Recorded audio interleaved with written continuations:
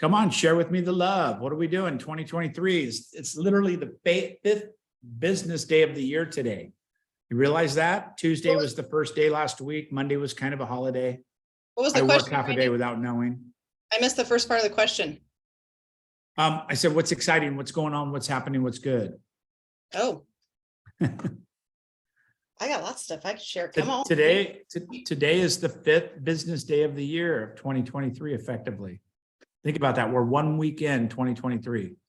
Tuesday was really the first day. So Tuesday, Wednesday, Thursday, Friday, 4, today, Monday, 1, right? So we have Monday was a holiday. I didn't know it till like noon.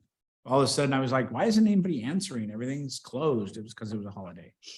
So I kind of worked that day. But you know, here's the real, a couple of people are texting me. Hold on a second. So I'm going to make fun of him because he's probably not going to listen to this recording, but I got one guy that asked me the same question every single week. Where's the meeting? How do we get there? Same place, same bat channel as every week, period.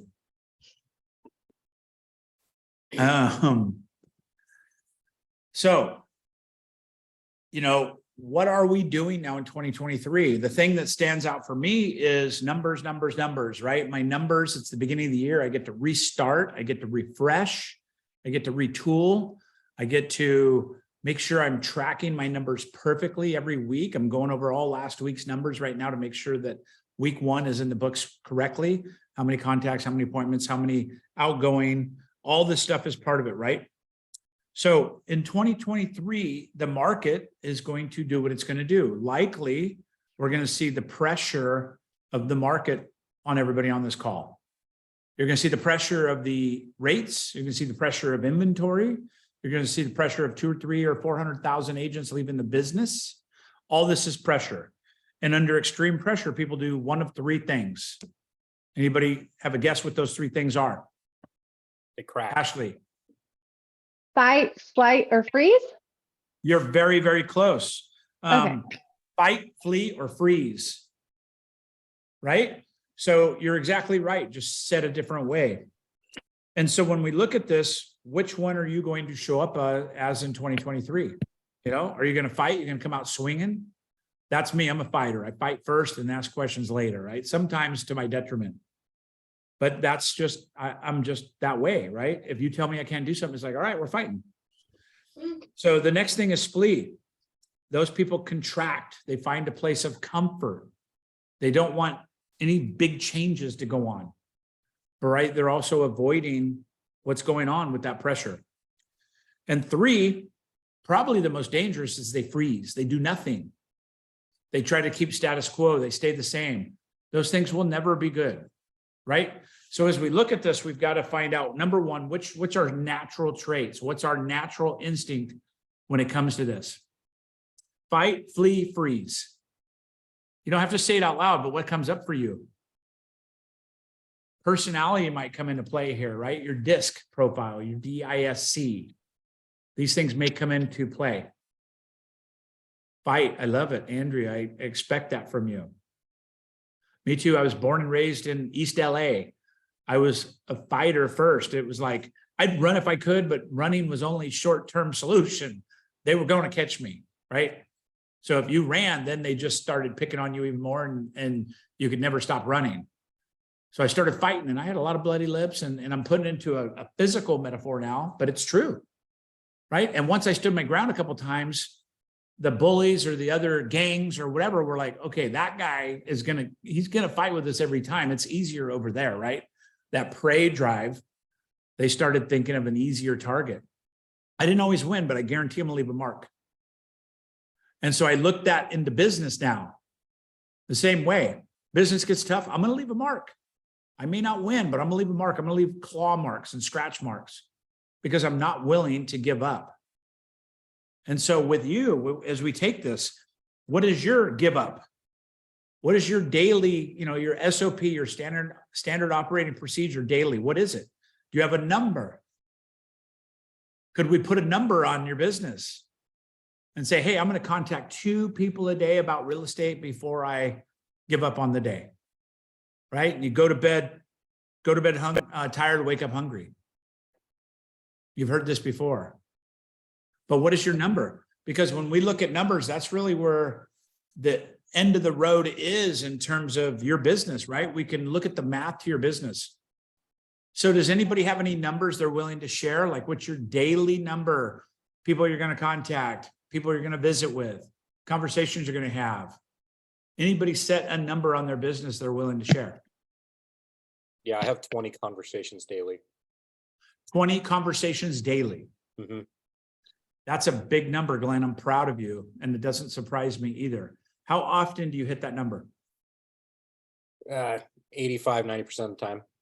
Okay, I love it. Glenn's a winner. He's picked a number that's going to set him up to win, right? Does everybody follow all over themselves and come list my house as soon as you call them? No. No, right? You have to work through those numbers. Would you mind sharing who you're calling when you're calling 20 contacts a day? I know somebody will ask. Wait, are you upping it? Yes. Who do you call on your 20 contacts a day? In our leadership meeting this morning, I made a declaration that I would be contacting 10 of my personal sphere per day for this week. And so that's half of it. Okay. So yeah, and then the rest of them are, they're not just phone calls. There's DMs through social media, in the reactions to things that I post. Gotcha. And then there's our lead generating Boomtown, rehashing through existing leads that have come, registrations and that have come through there. Perfect. I love it. Who else? Who else has got a number they've established? And don't be shy if the number's 1 or 2, it's okay. Yeah, mine's about 5. Okay. Because I feel like I'm swimming underwater trying to learn all of the things. Yeah, That's you're okay. you're newer, Melissa, and you know it is. Yeah. There's drinking from a fire hose. May I coach you for a minute? Absolutely. You said, what did you say? The exact words. Which part? Of- Swimming of underwater. How many you were going to call before that? 3 to 5. So So, 3 to 5 Which is number? say again. Want me to pick a number? So no, I want you to be very specific in your number. And what I'd like to do is coach you to pick a number that you're willing to fight over. You're willing Okay. to give up on other things over. You're willing to burn your ships at the shore over. And it's okay if that number is smaller, but you can stack on this win when you pick a number. When you give yourself a parameter, it's a cop-out, easy cop-out, right? You're new, I appreciate you, I support you. You're part of the family, right? But from a coaching perspective, pick a number that is a non-negotiable to you. Glenn's got a big number. Yeah. For somebody that is newer in the business, that number may be 2 conversations a day. Is your drop dead, no matter what happens, that's happening, right? Yeah. You understand that? That makes total sense. So when So we I'm gonna say, pick 3. say that again. I'm gonna pick 3 for now. Okay, I love that. I think that's a great number. And guess what? Crush 3 for a week, 2 weeks, 3 weeks. Yeah. And then you can step it up to 4 or 5, right? You don't get to 20 just because you're starting out and thinking, I'm just going to go for this, right? You're setting yourself up for failure. Glenn's a professional. He's been doing this a while. And I don't ever poo-poo on somebody's dreams. If you tell me you want to do 10 a day, I'm going to show you a way to get to 10 a day. I'm just going to tell you it may blood your nose, right? It may leave a mark on you. But I never am going to poo-poo on somebody's dreams or visions or what they want to accomplish. But I want to encourage you to say, this is my daily standard. This is what I'm going to accomplish. This is what I'm going to go after. And when you have a specific written down goal, you can achieve it. Right? We can do anything. Yeah. If pain or pleasure, right? If I had a gun to your head as the pain side, or if I said, hey, I'll give you $100,000 cash if you do this in 30 days. Right? Both of those things are going to motivate you in different ways. People typically move away from pain towards pleasure. Right? But you, if I asked you, hey, can you make 40 phone calls a day? Right? You might start putting all the pieces together of why you can't do that. I have little children, I have this, I have this, I have this. And that all could be true. But if I said you had to make 40 phone calls today, or you're going to lose those children, you would find a way to do it, right? You'd kill your absolutely phone right. battery, you'd borrow somebody's phone, right? Power go Correct. out, you'd drive across town till you saw lights and work from there. Whatever it took, right? The reason I tell you this story is sometimes we look at our business as optional, That was a good analogy. right? And so when we have to, and then when I look at have to, we're entrepreneurs. That's the other rub here, right? We're entrepreneurs. We're independent contractors. We're independent thinkers, which is great. But we also don't have somebody telling us what to do in the job world. We're truly our own bosses, right? You may have some compliance or something you have from somebody above you, but we don't have anybody really telling us what to do because we're getting paid an hourly wage necessarily, right? So when we look at this, we've got to look at what our daily numbers are. I want everybody to come up with their own number that becomes part of your creed, part of your signature, part of your commitment and promise to yourself.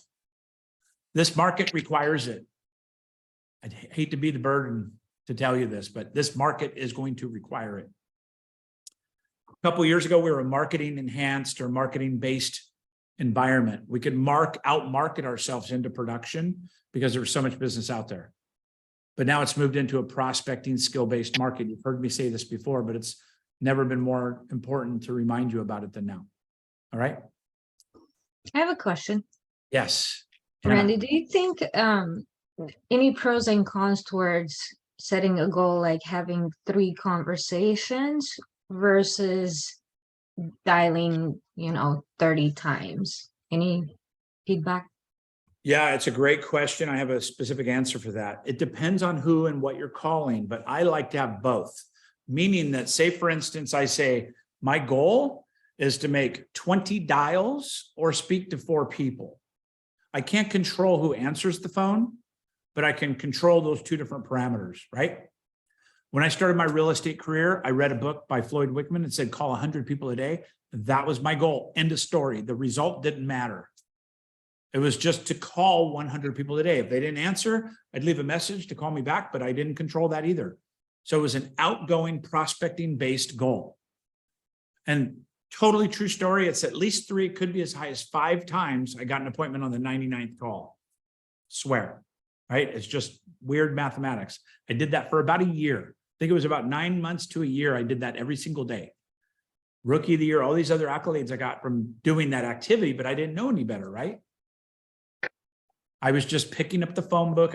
I wasn't dialing out the phone book almost literally, but I was circle dialing numbers that Tidal gave me. I've been in the business 20 years ago this year, right? 2003 seems like a million years ago to some of you, but it's not that long ago to Russ and I. It's not that long ago, right? We weren't like calling people on a phone with a cord and the bat phone. Actually, they might have had cords back then, but you see my point. Right? I didn't have to go door to door trying to sell myself. I had lists of people I can call. And I was just calling, and I've told this story before.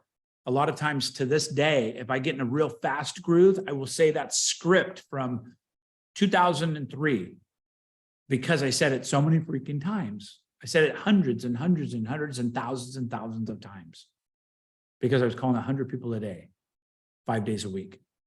2,000 people a month, right? And I did that for a year. That's almost the 20,000 plus phone calls I've made. And it was this exactly. Hey, this is Randy Byrd from CNC Coldwell Banker Properties here in the beautiful Redding, California. How are you doing today? Curious question. Are you thinking about buying, selling, or investing in the next 6 months, right? I say all that before they could say and answered anything. And it was just that simple of a script. It's Randy Byrd with Coldwell Banker CNC Properties. Are you thinking about buying, selling, or investing in the next 6 months? So I may be able to help you. And if they go, nope, absolutely not, I'll be carried out here in a pine box. Awesome. Who you're selling your house to or giving your house to when that happens. I'd love to stay in contact with the family. If they go, nah, not really, or if they stall at all, then I know that's a maybe. And then lo and behold, every once in a while, somebody said, it's funny, you should call.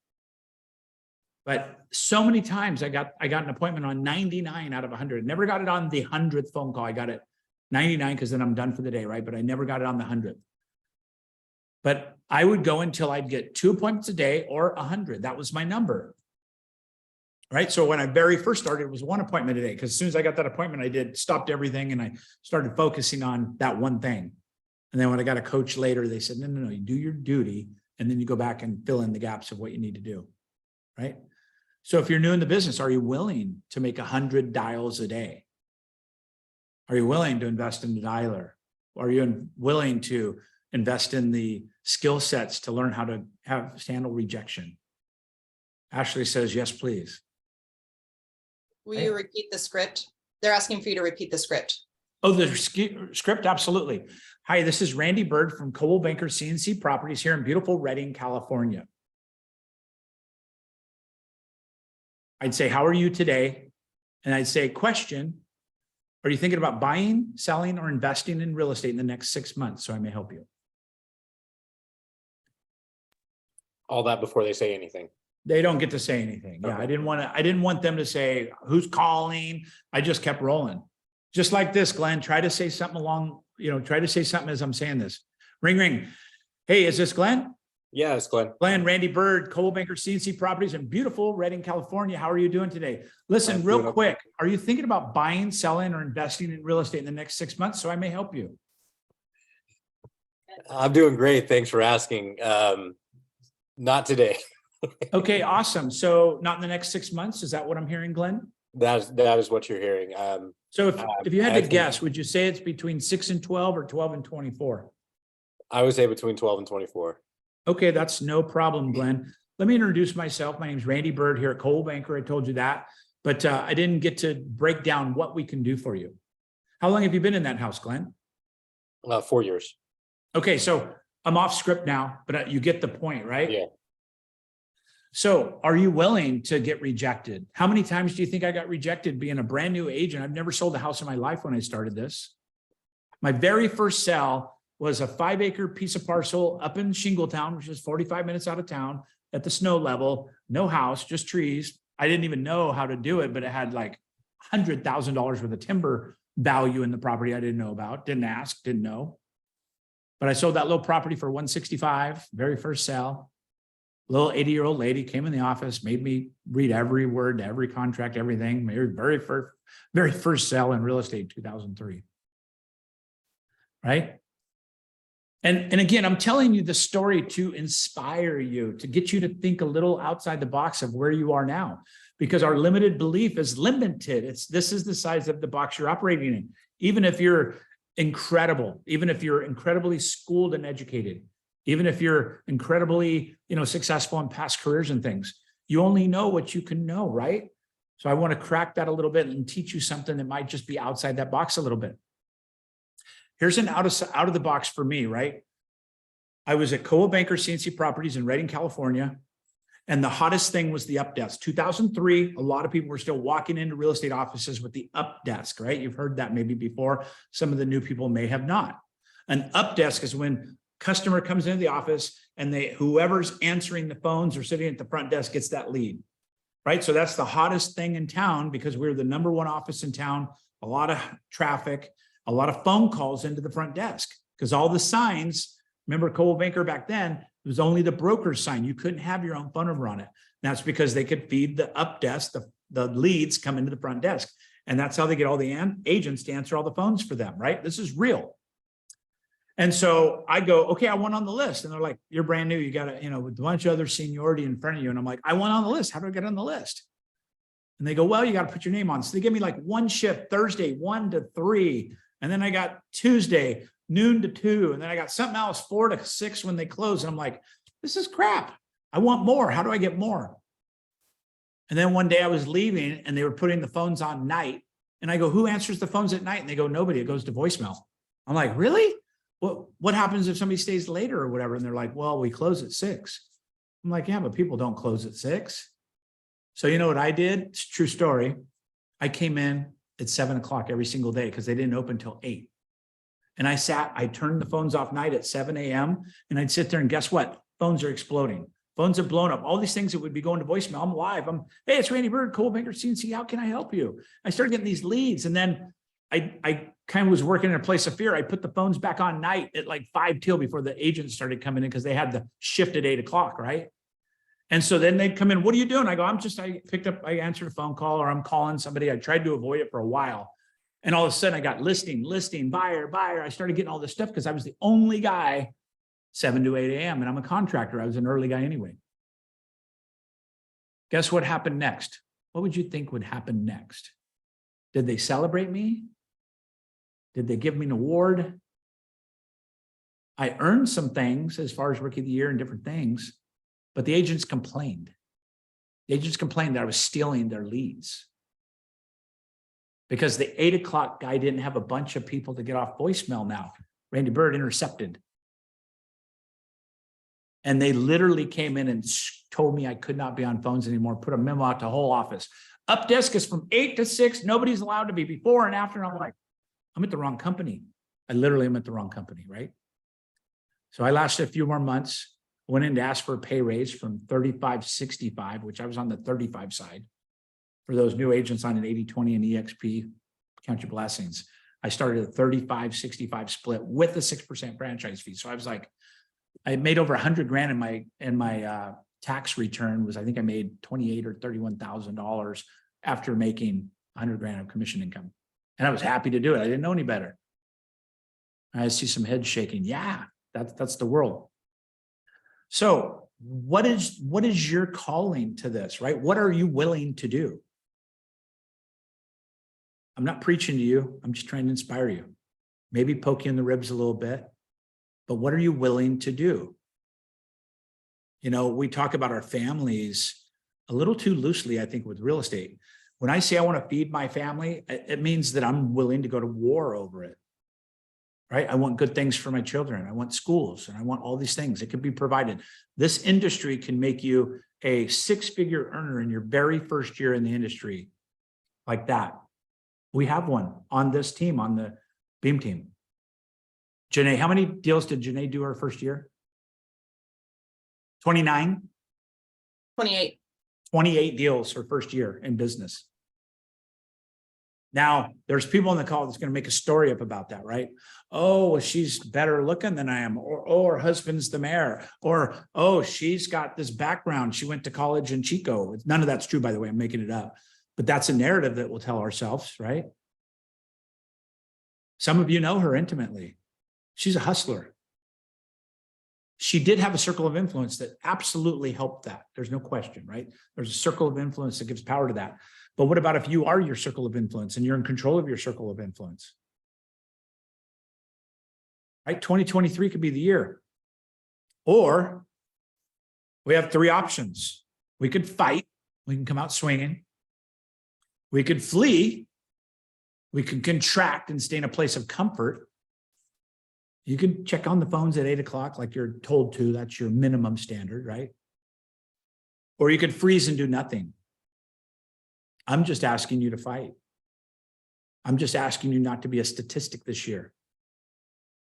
I'm asking you to reach out and reach up and say, what can I do? I want something different. What can I do? And Andrea and I and all the other leaders in this beautiful company will help you. There's a group within EXP called the EXP Family Tree. It was designed by 4 or 5 leaders, and it's team agnostic. It's for anybody. Write it down. EXP Family Tree. www.EXP Family Tree. They reached out and said, "Hey, would you start contributing? You're getting a lot of traction. You're doing a lot of good things." I said, "Yeah." You had me at hello, right? You had me at yes. And that's because leaders and everybody's willing to contribute in this company. And that's a great resource for broker agnostic. And it's on Workplace as well, correct? Thanks, Russell. But EXP Family Tree. And there's a lot of other people singing the same song and singing the same message, right? So let me give you some math. The average amount of communications, conversations you need to have in real estate to equal a transaction is 35. 35, I sometimes round it up to 40 as an easy math number. So let's just say 40. Now, if you're brand new, if your skill set is not polished and you're brand new, has nothing to do with what you've done and what you got in college and 4.0, none of that. It has to do with language skills, objection handling, the language that you're having on the phone, right? If I get on the phone versus a brand new agent, it doesn't matter. They might have a pretty accent from Southern Texas and I'm just a boy from LA, right? But I will outperform them because of my skill set in language conversation, especially around real estate. It has nothing to do with stats and facts. I don't have to talk about a single fact. I can just outperform them. So I might have a 25-to-1 ratio and they may have a 70-to-1 ratio. That will get better over time. So don't worry about that number, but mathematically, if you want to use 40, think about that. 40 conversations to do a deal. So if you say, okay, listen, I want to do a deal a month this year as a newer agent. That's 1 deal a month. That's 12 this year. That's a great start in my career. Awesome. 12 times 40 is 480 conversation you need to have this year. Divide by 12. You come up with, I think it's 40, right? 40 a month. That's only 10 conversations a week. That doesn't sound so scary all of a sudden. 480 sounds scary. But does everybody agree that 10 little conversations a week doesn't sound that scary? That's 2 conversations a day. But are you willing to tell your kids and your spouse and everything else that goes on in our life that it has to wait until we get that done today? Because that's my goal to myself. That's my minimum standard, for instance, right? Now, you might have a little different ratio in the beginning, and as you progress, you'll get better. You'll go from 70 to 50 to 40 to maybe even 20 because you get a better skill set along the way. That's where I can help you. That's where I want to challenge you to get better and do better. All right? So I want to leave a minute or two for any questions along this line. I'm not meaning to be in your face about this. It's inspiring to me. I'm enthusiastic. I'm not trying to coach you and pick at anything. I'm just being enthusiastic of what's possible in this business. Any questions, any takeaways, any ahas I can help you with? I do. Yes, Melissa. Are there like time frames that are more ideal? So say like early mornings, later afternoons, weekends, like do you? Yes. There's one Got specific time of the day that you have to make sure you get. It's when they answer the phone.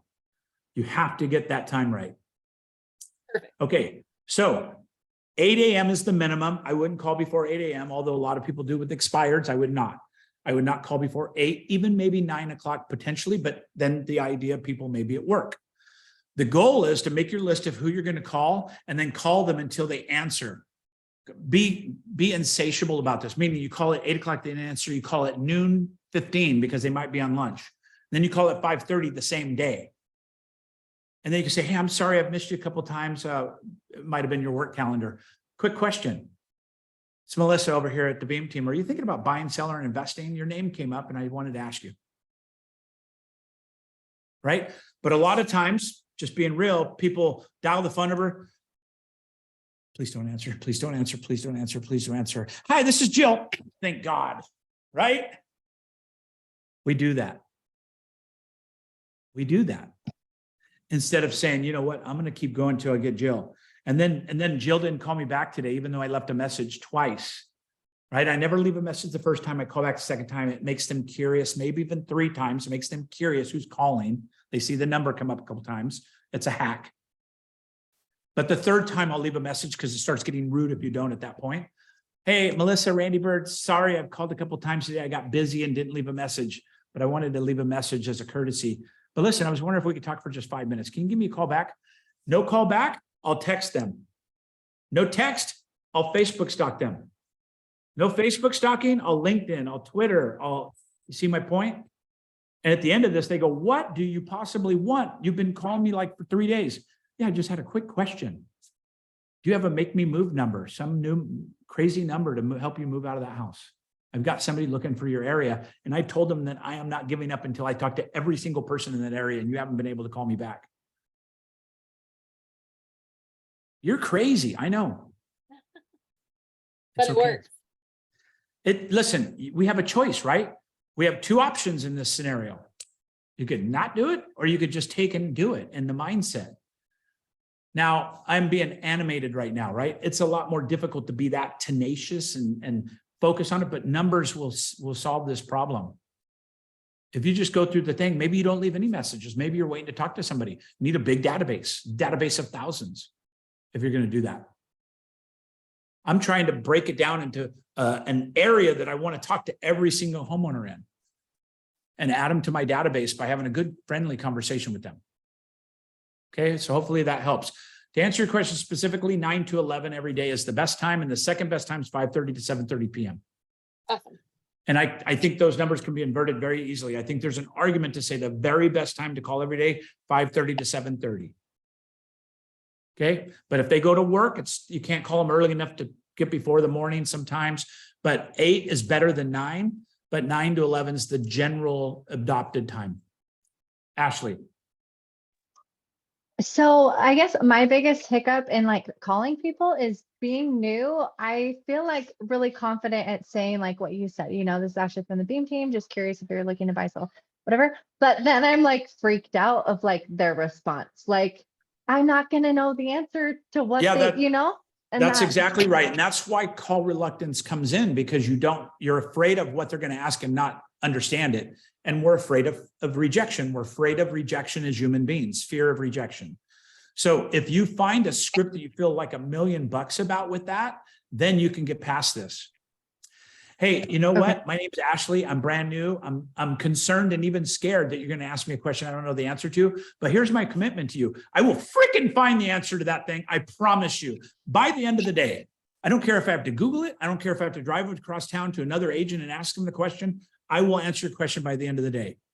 I'd like to earn your business because I'm going for Rookie of the Year. How many houses have you sold? I've sold 0, but I'm going to be Rookie of the Year. I love that authenticity. I feel like that aligns with my personality so much, to just be totally real about being new, That's the big takeaway as we end this call. Be authentically you. And by the way, the more vulnerable you are, the more attractive you will be to the conversation, because we have all vulnerabilities. If you call somebody and say, I got into real estate because of, I thought there was a lot of money to be made. I realized how actually difficult this business is, because I fear rejection. I fear that you're not going to like me by me calling you. But honestly, my passion and my goals are bigger than that fear. And I was just curious, can I ask you a quick question? Do you have an agent you love, like one that you love, that you would never use anybody else in the world? Because if you do, I want to respect them. But if you don't, I'd like to apply to be that person. I'd like to start today earning your trust to become that person should you need real estate now or in the future. I'd be happy to keep you in that list. Or if they go, yeah, we love Jim. What's Jim's last name? I don't know Jim's last name. You don't know him that well. Let me compete against Jim. Pick Jim if you want to, but let me compete against Jim. Right? So again, it's just finding this curve for you that's going to feel integral. Right? I'm starting to see some smiles. You're getting it. There's no wrong in this. It's not about failing it till you make it, or, fake it till you make it. It's not about that. It's about being authentic and integral and just saying, this is me. I'm a little nervous. Matter of fact, my palms are sweating about calling you, but I'm committed to calling everybody in my neighborhood and asking them if I can help them with real estate, because my dreams and my goals are way bigger than my fear. And so if you wouldn't mind, please don't be mean to me. I told you I'm already kind of fragile, but do you know anybody who's looking to buy, sell, invest in real estate that I can help? Now, I will do a great job for them. I said I'm new, but on that side of it, I have 100% confidence, right? I have a team around me that's amazing. All right. I went a little bit over today. Andrea, I apologize. I'm sorry, but I got fired up and I love this stuff. I love this group. Thank you. Do we have anybody new to the group that hasn't been here in a while? I heard Melissa say something. Anybody else that's too shy to take her microphone off? Melissa's new to all of it. Introduce yourself, young lady, and say hi to everybody. I am Melissa. This is Tinley.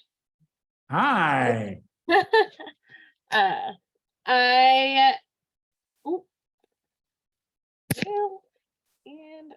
buddy. Awesome. Thank I'm you. still waiting for my background fingerprint checks to come back Yeah. so that I can actually, get my license. No problem. No problem. Right. Welcome to the team and the family. Yeah. He'll be So, him or her. I hate when I do this. girl. I was going to say her. Yep. I That's get why her I on need Monday. pink bows. I need stuff when they're little.